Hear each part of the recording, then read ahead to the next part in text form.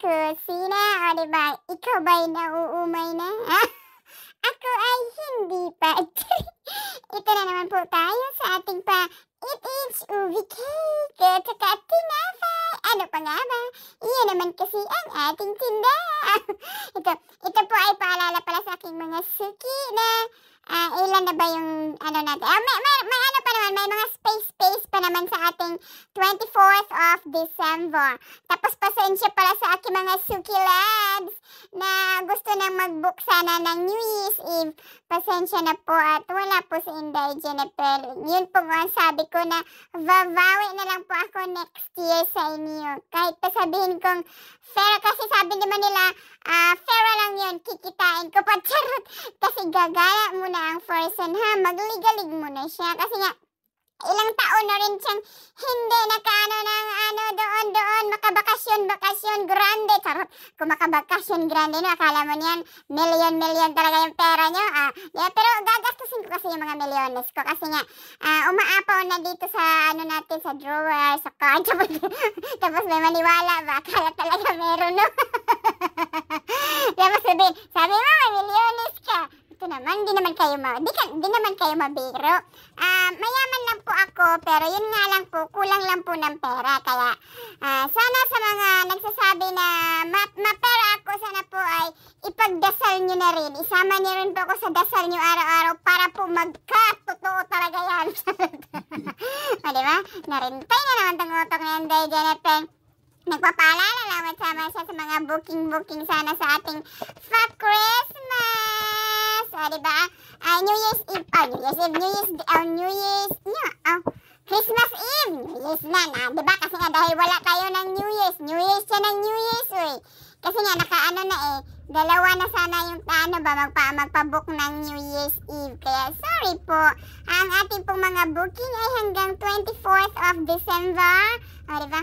Resume po natin ay February na po. Kaya, ayun, mag-imbak na po kayo ng tinapay. Sabi siguro, may tinapay naman sa Morrison, may tinapay naman sa Aldi, sa Lidl. Doon na lang kami bibili, mura pa. Okay naman yun. Welcome po kayo. Kasi nga, salapi naman ninyo yun. Hindi ko naman po yun salapi. Diba? O, diba? Sabi ko sa inyo, kung saan na naman siya nare-rento, diba? Kasi nga nalipasan ng gutom, ang kinain lang po kasi niya. Sininto ang araw na naman niya. Ano na naman niya, kinain na naman po niya. Yung steam banana lang na 4. Tapos ayun, inom ng tubig. Buhay na siya. Yun lang ang buhay ni Inday Jennifer kasi nga nagtitipid siya. Kasi alam niya kasi sa mga ilang linggo na lang. Ayun na, gagastos na siya ng gagastos. Diba? Good luck na lang talaga sa ating credit card. Sana'y tanggapin. O, diba? Paano yan? 1 day millionaire lang naman naman tayo. Pagbalik, wala. Ayun na naman. Kayod kalabaw na naman ang person. Pangbayad ng mga bills. Kasi maraming bills na darating yan. Tara! Diba? Pero, ano po, seryoso, baka ilang di pala yung nag-book pala ngayon, yun sa 23. Meron 23, tapos yung 24 mga booking. Kasi nga yung 23 na baka advance siguro yung ganap nila. O, diba? Hindi ko naman, alam niyo naman, di naman natin minsan tanongin sa customer. Basta order lang sila ng order. Wala naman akong problema doon. Kaya more order talaga sa aking mga customer. Salamat sa lagi yung pag-order. At sana'y mabusog kayo lagi sa ating tinapay at sa ating cake. Kasi nga, yan lang naman ang kaya ni Inday Jennifer. Hindi naman kaya yung mga ulam-ulam. Sa iba na po yung mga pang-ulam-ulam. Huwag na nating sabayan. Baka marintoy na talaga lalo ang utsak ni Inday Jennifer. Hindi, kasi nga yung mga timpla, alam naman mga Pinoy, di ba? Iba-ibang panimpla. Kaya huwag na tayo. Focus tayo dito sa mga pudding na lang natin. Dessert lang si Inday Jennifer. Huwag na yung mga pang-ulam.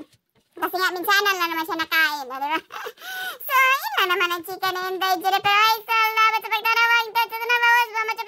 Enjoy. Bye. I love you all. Don't forget, book na kayo para sa 24th of December. Balik po natin ay February na po. Ayan lang. Salamat. Bye. I love you.